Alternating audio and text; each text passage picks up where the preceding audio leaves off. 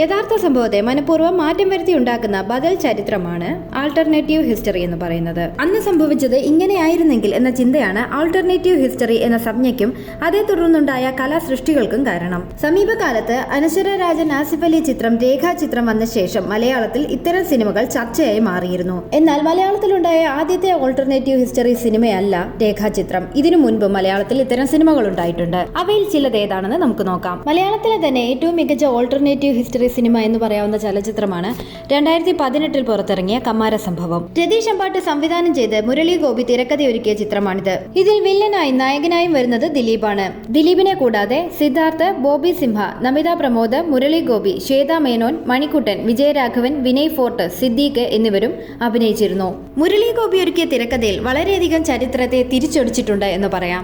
സിനിമയിൽ ഒരിടത്ത് battle of ഇംഫാലിൽ Japan ആർമിയുടെ ആക്രമണത്തിൽ പരിക്കേറ്റ നേതാജി സുഭാഷ് ചന്ദ്രബോസിനെ കമ്മാരൻ രക്ഷപ്പെടുത്തുന്നതായി കാണിക്കുന്നുണ്ട്. സുഭാഷ് ചന്ദ്രബോസ് നേതൃത്വം വഹിച്ചിരുന്ന ഇന്ത്യൻ നാഷണൽ ആർമിക്കെതിരെ ജപ്പാൻ ആർമി യുദ്ധം ചെയ്യുന്നതായാണ് സിനിമയിൽ കാണിക്കുന്നത്. ശരിക്കും പറഞ്ഞാൽ അങ്ങനെയൊരു യുദ്ധത്തിൽ നേതാജി പങ്കെടുത്തിട്ടേയില്ല എന്നതാണ് സത്യം. നേതാജി സുഭാഷ് ചന്ദ്രബോസ് ആ സമയത്ത് വേറെ സ്ഥലത്തുമായിരുന്നു. സിനിമയുടെ മറ്റൊരു ഭാഗത്ത് കമ്മാരൻ സാക്ഷാൽ ഗാന്ധിജിയെ തന്നെ ട്രെയിനിൽ വെച്ച് രക്ഷിക്കുന്നതായും കാണിക്കുന്നുണ്ട്. പിന്നീട് കമ്മാരൻ നമ്പ്യാരെ ബ്രിട്ടീഷുകാർ പിടിച്ചുകൊണ്ടുപോവുകയും ഇന്ത്യയുടെ ആദ്യത്തെ പ്രധാനമന്ത്രിയായ ജവഹർലാൽ നെഹ്റു കമ്മാരൻ നമ്പ്യാരെ മോചിപ്പിക്കുന്നതായും സിനിമയിൽ കാണിക്കുന്നുണ്ട്.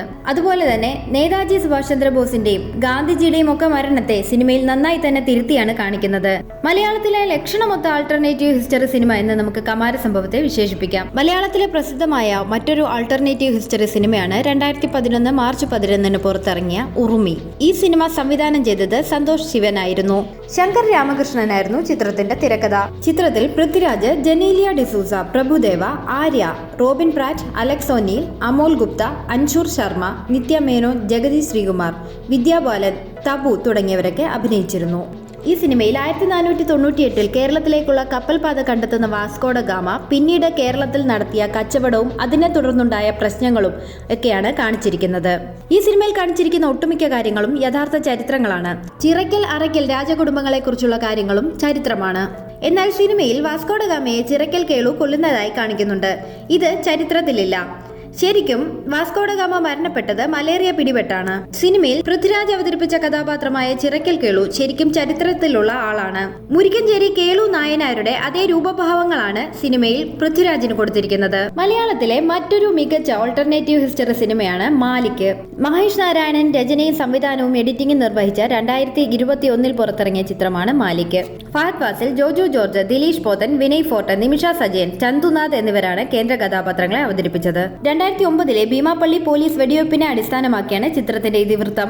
തിരുവനന്തപുരം ജില്ലയിലെ തീരദേശ പ്രദേശമായ ഭീമാപ്പള്ളിയിൽ 2009 മെയ് മാസം പോലീസ് നടത്തിയ വെടിവയ്പിൽ 6 പേർ കൊല്ലപ്പെടുകയും 50-ലധികം പേർക്ക് ഗുരുതരമായി പരിക്കേൽക്കുകയും ചെയ്തിരുന്നു.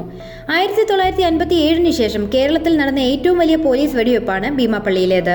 പ്രദേശത്തെ ലാറ്റിൻ കത്തോലിക് വിഭാഗങ്ങളും മുസ്ലിങ്ങളും തമ്മിലുള്ള തർക്കം വർഗീയ സംഘർഷത്തിലേക്ക് നയിച്ചെന്നും ഇത് പോലീസിനെ വെടിവെപ്പിന് നിർബന്ധിതമാക്കിയെന്നുമാണ് പോലീസ് ഭാഷ്യം. എന്നാൽ പ്രദേശത്തെ ചെറിയ വഴക്ക് പോലീസ് വെടിവെപ്പിലേക്ക് കൊണ്ടുചെന്ന് എത്തിക്കുമായിരുന്നെന്ന് ഭീമാപ്പള്ളി സ്വദേശികളും പറയുന്നു. VS അച്യുതാനന്ദന്റെ നേതൃത്വത്തിലുള്ള LDF സർക്കാർ ഈ വിഷയത്തിൽ വലിയ വിമർശനമാണ് നേരിടേണ്ടി വന്നത്. അതേസമയം മാലിക് എന്ന സിനിമയിലേക്ക് വരുമ്പോൾ വെടിവെപ്പിന് ഓർഡർ കൊടുത്ത മന്ത്രി, ഒപ്പുവെച്ച കളക്ടർ, വെടിവെക്കാനുണ്ടായ കാരണമെല്ലാം സംവിധായകൻ മാറ്റി. സിനിമ ഇറങ്ങിയ സമയത്ത് ഇതിനെ ചൊല്ലി ഒരുപാട് വിമർശനങ്ങൾ ഉണ്ടായിരുന്നു.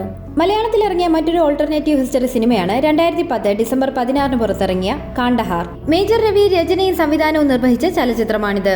മോഹൻലാൽ, അമിതാഭ് ബച്ചൻ, ഗണേഷ് വെങ്കട്ടരാമൻ, സുമലത, പാർവതി ഓമനക്കുട്ടൻ, കാവേരി ജ, അനന്യ തുടങ്ങിയവർ ഈ സിനിമയിൽ അഭിനയിച്ചിരുന്നു. 25 വർഷം മുൻപ് ഇന്ത്യൻ എയർലൈൻസിന്റെ IC-814 എന്ന വിമാനം അവസാനം എത്തിച്ചേർന്ന നാടിന്റെ പേരായിരുന്നു കാണ്ഡഹാർ. 1999 ഡിസംബർ 24 നേപ്പാളിലെ കാഠ്മണ്ഡുവിൽ നിന്നും 179 യാത്രക്കാരും 11 ജീവനക്കാരുമായി പറന്ന വിമാനത്തിന്റെ ലക്ഷ്യസ്ഥാനം ഡൽഹിയായിരുന്നു. പക്ഷേ പറന്നുയർന്ന അധികം വൈകാതെ വിമാനത്തിന്റെ നിയന്ത്രണം ഹർക്കത്തുൽ മുജാഹിദീൻ ഭീകരർ കൈക്കലാക്കി. അതിനുശേഷം 7 ദിവസത്തിനിടെ 5 രാജ്യങ്ങളിലാണ് IC-814 ഇറക്കിയത്. കാണ്ഡഹാറിൽ യാത്രക്കാരുടെ ജീവൻ വെച്ച് അവർ വിലപേശി. ഇന്ത്യ തടവിലാക്കിയിരുന്ന 3 ഭീകരരെ വിട്ടുകൊടുക്കണമെന്നായിരുന്നു ആവശ്യം. ഇന്ത്യയിൽ AB വാജ്പേയിയുടെ നേതൃത്വത്തിലുള്ള സർക്കാരായിരുന്നു അധികാരത്തിൽ. ഇന്ത്യക്കൊടുവിൽ ഭീകരരുടെ ആവശ്യത്തിന് വഴങ്ങേണ്ടിയാണ് വന്നത്. ഈ ചരിത്രമാണ് കാണ്ഡഹാർ എന്ന സിനിമയിലുള്ളത്. പക്ഷേ സിനിമയിൽ മേജർ രവി കഥ തന്നെ മാറ്റിയിരുന്നു. എന്നാൽ പ്രസ്തുത സിനിമയിലാകട്ടെ മേജർ മഹാദേവനും കൂട്ടരും ഭീകരരെ കൊന്ന് യാത്രികരെ തിരിച്ചുപിടിക്കുകയായിരുന്നു. ശരിക്കുള്ള ചരിത്രം മാറ്റിയെങ്കിലും ഹൈജാക്ക് ചെയ്ത ആൾക്കാരുടെയും മറ്റു അവസ്ഥകളെ കൃത്യമായി സിനിമ കാണിച്ചു തന്നു. ഇത്തരത്തിലുള്ള മറ്റൊരു സിനിമയാണ് ശ്രീനാഥ് രാജേന്ദ്രന്റെ സംവിധാനത്തിൽ 2021 പ്രദർശനത്തിനെത്തിയ കുറുപ്പ്. കുപ്രസിദ്ധ പിടികിട്ടാപ്പുള്ളി സുകുമാരക്കുറുപ്പിന്റെ ജീവിതകഥ ആസ്പദമാക്കിയാണ് ഈ ചിത്രം ഒരുക്കിയിരുന്നത്. ഡാനിയേൽ, സായൂജ് നായർ, KS അരവിന്ദ് എന്നിവർ ചേർന്നായിരുന്നു ചിത്രത്തിന്റെ തിരക്കഥ ഒരുക്കിയത്. ദുൽഖർ സൽമാൻ, ഇന്ദ്രജിത്ത്, ശോഭിത ദുലിബാല, ഷൈൻ ടോം ചാക്കോ, വാലിഡ് റിയാജി തുടങ്ങിയവരൊക്കെയായിരുന്നു ഈ സിനിമയിൽ അഭിനയിച്ചത്. കേരളത്തെ പിടിച്ചുകുലുക്കിയ സംഭവമാണ് സുകുമാരക്കുറുപ്പിന്റേത്. ഇനിയും സുകുമാരക്കുറുപ്പ് പിടികിട്ടാപ്പുള്ളിയുമാണ്. ചാക്കോ എന്ന വളരെ റാൻഡമായ ഒരാളെ പിടിച്ച് കാറിലിട്ട് കൊന്ന് കത്തിച്ച് മരിച്ചത് താനാണെന്ന് വരുത്തി ഇൻഷുറൻസ് തുക തട്ടിയെടുക്കാൻ ശ്രമിച്ച സംഭവമായിരുന്നു ഇത്. മൂലകഥ ചരിത്രത്തിൽ നിന്നും എടുക്കുമ്പോൾ തന്നെ സുകുമാരക്കുറുപ്പിന്റെ പ്രണയവും ജീവിതവുമെല്ലാം സിനിമയിൽ കാണിക്കുന്നു. സിനിമയിൽ കാണിച്ച സുകുമാരക്കുറുപ്പിന്റെ പ്രണയവും ജീവിതവുമെല്ലാം പിന്നീട് എഴുതി ചേർത്ത കാര്യങ്ങളാണ്. മലയാളത്തിൽ റിലീസ് ചെയ്ത മറ്റൊരു ഓൾട്ടർനേറ്റീവ് ഹിസ്റ്ററി സിനിമയാണ് തരുൺ മൂർത്തി സംവിധാനം ചെയ്ത് 2021 ഫെബ്രുവരി 12 പുറത്തിറങ്ങിയ ഓപ്പറേഷൻ ജാവ. തരുൺ മൂർത്തി തന്നെയായിരുന്നു ഈ ചിത്രത്തിന്റെ രചനയും നിർവഹിച്ചത്. സൈബർ സെല്ലിലെ ഒരു കൂട്ടം ഉദ്യോഗസ്ഥരെയും അവരുടെ മുന്നിൽ റിപ്പോർട്ട് ചെയ്ത രഹസ്യങ്ങളെയും സംഭവങ്ങളെയും കേസുകളെയും ചുറ്റിപ്പറ്റിയായിരുന്നു കഥ. അവർ എങ്ങനെ അവരുടെ പ്രവർത്തനങ്ങൾ ആസൂത്രണം ചെയ്യുകയും നടപ്പിലാക്കുകയും ചെയ്യുന്നു എന്നതിനെ കുറിച്ചായിരുന്നു ഇതിൽ പ്രധാനമായും പറഞ്ഞത്. ഇതിലെ ഓൾട്ടർനേറ്റീവ് ഹിസ്റ്ററി മറ്റൊന്നുമല്ല. 2015 പുറത്തിറങ്ങിയ നിവിൻ പോളി ചിത്രം പ്രേമത്തിന്റെ സെൻസർ കോപ്പി ലീക്ക് ആയതുമായി ബന്ധപ്പെട്ട കാര്യങ്ങൾ സിനിമയിൽ കാണിക്കുന്നുണ്ട്. പ്രേമവുമായി ബന്ധപ്പെട്ട് ശരിക്കും നടന്ന കുറെ കാര്യങ്ങൾ സിനിമയിൽ കാണിക്കുന്നുണ്ടെങ്കിലും യഥാർത്ഥത്തിൽ എങ്ങനെയാണ് പ്രേമം ചോർന്നതെന്നുള്ള കാര്യമല്ല സിനിമയിൽ കാണിക്കുന്നത്. ഇത്തരം മറ്റൊരു സിനിമയാണ് ഒരു മെക്സിക്കൻ അപാരത. ഈ സിനിമയിൽ ചരിത്രം മുഴുവനായി തന്നെ മാറ്റുന്നുണ്ട്. എറണാകുളം മഹാരാജാസ് കോളേജിലെ രാഷ്ട്രീയ സംഭവങ്ങളാണ് സിനിമയിൽ കാണിക്കുന്നത്. യഥാർത്ഥത്തിൽ അവിടെ 1980കളിൽ KSUവിനായിരുന്നു ഭരണം. പിന്നീട് 30 വർഷം SFI ആണ് അവിടെ ഭരിച്ചത്. 2010 വീണ്ടും KSU അവിടെ ജയിച്ചു.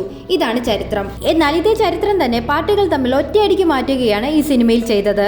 30 വർഷം ഭരിച്ച KSUവിനെ പിന്നീട് തോൽപ്പിക്കുന്നതായാണ് സിനിമയിൽ കാണിക്കുന്നത്. ഇതൊക്കെയാണ് മലയാള സിനിമയിൽ ഇറങ്ങിയ പ്രസിദ്ധമായ ഓൾട്ടർനേറ്റീവ് ഹിസ്റ്ററി സിനിമകൾ എന്ന് പറയാം.